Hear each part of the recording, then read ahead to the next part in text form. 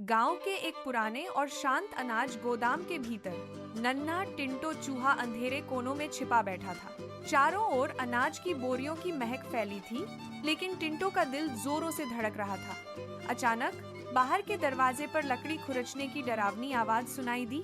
रानी बिल्ली आ चुकी थी। टिंटो ने घबराकर दीवार के एक संकरे छेद की ओर दौड़ लगाई। जैसे ही उसने बाहर निकलने की कोशिश की, रानी का तेज और नुकीला पंजा छेद के भीतर बिजली की तरह अंदर आया। टिंटो की जान हलक में अटक गई। वह बाल बाल बचा और अपनी पूरी ताकत झोंकते हुए रसोई की छोटी खिड़की से बाहर कूद गया। बाहर की खुली हवा में भी खतरा कम नहीं था। टिंटो सीधा पुराने कुएं की ओर भागा, जहां घास लंबी और जमीन पथरीली थी। रानी बिल्ली उसके ठीक पीछे थी। उसकी आंखें शिकार पर जमी हुई थीं। दौड़ते दौड़ते अचानक कुएं के पास की गीली जमीन धंसने लगी। रानी ने छलांग लगानी चाहिए, लेकिन उसका पैर वहां पड़ी एक पुरानी और कमजोर रस्सी में उलझ गया।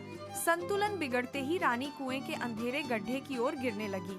वह नीचे नहीं गिरी, बल्कि रस्सी के सहारे हवा में लटक गई। उसकी डरावनी म्याऊं अब मदद की पुकार में बदल चुकी थी। टिंटो दूर जाकर रुक गया और पीछे मुड़कर देखा। उसने देखा कि उसकी सबसे बड़ी दुश्मन रानी बिल्ली लाचारी से छटपटा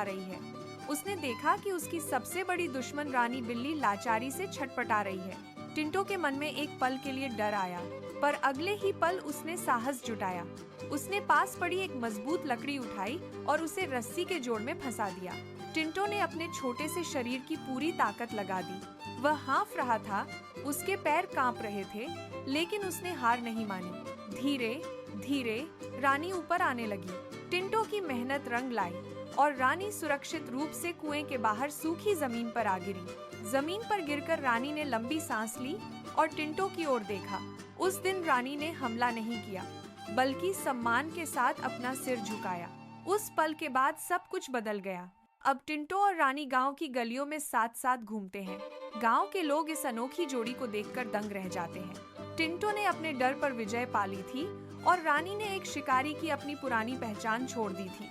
अब वे दुश्मन नहीं, बल्कि खेतों के रक्षक और सच्चे दोस्त थे। उनकी यह कहानी डर से परे एक नई शुरुआत की मिसाल बन गई।